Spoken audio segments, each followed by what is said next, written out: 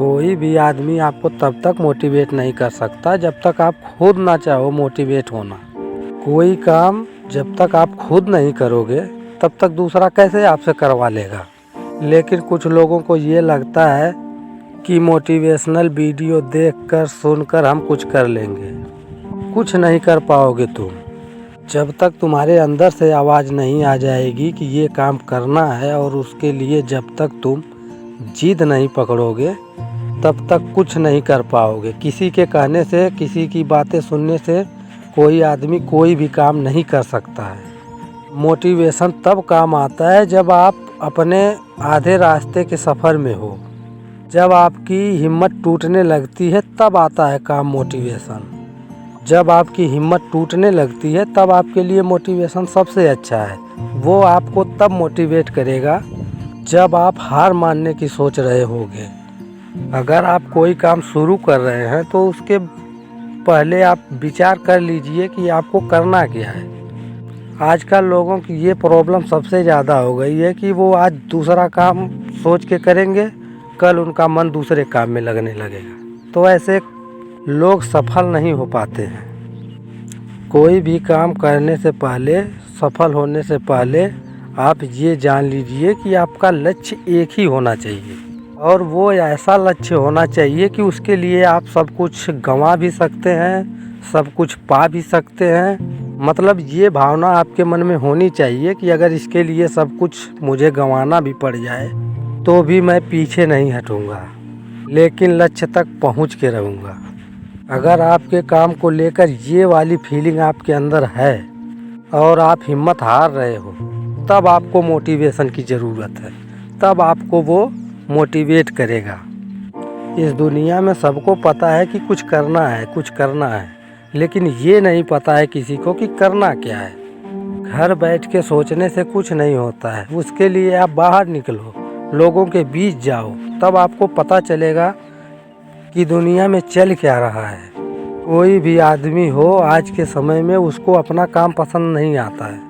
दूसरों का काम लोगों को बहुत पसंद आता है। जिसको अपना काम पसंद आने लगा, जो अपने काम से प्यार करने लगा, वही सफल हो पाया है। इस दुनिया का एक ही वसूल है, मेहनत तो करनी पड़ेगी, चाहे आप किसी भी फील्ड में हो। जब तक मेहनत नहीं करोगे तब तक आगे नहीं बढ़ोगे। जो मेहनत करना जानता है वो कोई भी काम कर सकता है, किसी भी क्षेत्र में कर सकता है। और जो मेहनत करना ही नहीं चाहता उसके लिए तो बात ही क्या है। ज़्यादातर लोगों की परेशानी क्या है? सफल लोगों से जलन। सफल लोगों से जलन क्यों करनी है? उसने मेहनत की, सफल हो गया। आप भी मेहनत करो, आप भी सफल हो जाओ। लेकिन ये जो जलन नाम की चीज़ है ना, ये लोगों को आगे नहीं बढ़ने देती। आप जलन छोड़कर उन लोगों से मोटिवेट भी तो हो सकते हो कि उसने कर दिया तो मैं क्यों नहीं कर पाऊँगा। अगर जलन की जगह ये भावना आपके मन में चल रही है और आप उसको देखकर मोटिवेट होकर मेहनत करना शुरू कर रहे हैं तो आप भी सफल हो जाओगे। कोई रोक ही नहीं पाएगा आपको। अब प्रॉब्लम ये है कि आदमी जलन कर लेगा लेकिन मोटिवेट होकर उससे मेहनत करके कामयाब नहीं होना चाहेगा। यही कमी लोगों को कामयाब होने से रोकती है। कामयाब लोग कोई अलग चीज़ें नहीं करते हैं, बस उन्हीं चीज़ों को अलग तरीके से करते हैं। ये समझने की बात है। सोचने की बात यह है कि लोगों के मन में ये बात ज़रूर चलती है कि यार लोग क्या कहेंगे। कोई कुछ नहीं कहता, ये बस आपकी सोच है। इस दुनिया में किसी के पास इतना टाइम नहीं है कि वो तुम्हारे बारे में सोचे या कुछ कहे। कुछ नहीं कहता है कोई। ये सब बेकार की बातें हैं कि लोग क्या कहेंगे, क्या सोचेंगे। आपने कभी किसी अमीर व्यक्ति को इतिहास रचते हुए सुना है? नहीं सुना। इतिहास वही रच सकता है जिसके पास पागलपन हो, जो अपनी मजबूरियों को समझता हो, अपनी जिम्मेदारियों को समझता हो। एक फिल्म बनी है 12th फेल, उसको जब आप देखोगे ना तो आपको समझ में आ जाएगा कि मेहनत क्या होती है और कामयाबी क्या होती है। और ऐसी मेहनत एक मिडिल क्लास आदमी ही कर सकता है। किसी भी चीज़ में सफलता पाने से पहले कई चीज़ों से लड़ना पड़ता है, जैसे गरीबी, भूख प्यास, दिन रात, इन सब चीज़ों से लड़ने के बाद आदमी कामयाबी की उस बुलंदी को छूता है जिसे वह छूना चाहता है। इतिहास एक मिडिल क्लास आदमी ही लिख सकता है। बड़े लोगों के पास इतना टाइम ही नहीं है कि वो इतिहास लिखने जाएं। या उतनी मेहनत करें जिससे इतिहास लिखा जा सके।